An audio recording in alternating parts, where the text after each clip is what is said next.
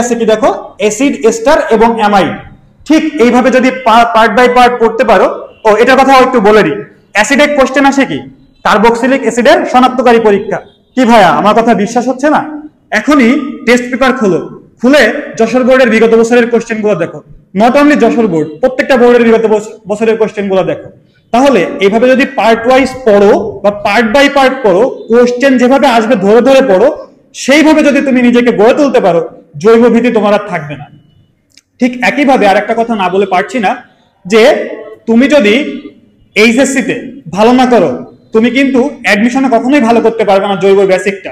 এই 30 দিন বা 3 মাস তোমাকে কখনোই জৈব বেসিকটা ভালো করতে দিবে না।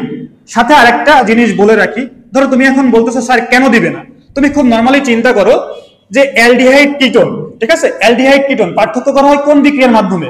টলেন বিকারক আর ফেলিং দ্রবণ। তুমি এইচএসসি তে কি পড়বা? তুমি এইচএসসি তে পড়বা যে এটার পুরো ডিটেইলস পড়বা, মানে রিটেন পার্টটা পড়বা। এখন তো ইউনিভার্সিটিতে রিটেনও আছে, তো রিটেনে এই কোশ্চেন আসতে পারে না?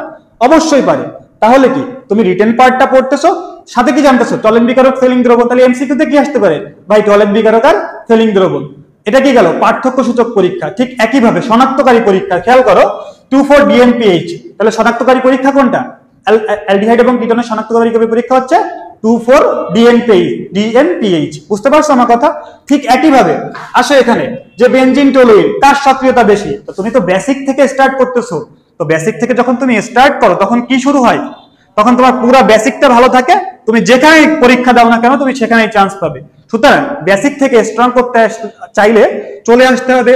আমি ফজলে রাব্বি শাকিল, পড়াশোনা করেছি খুলনা ইউনিভার্সিটি থেকে, বিএসসি এমএসসি কমপ্লিট।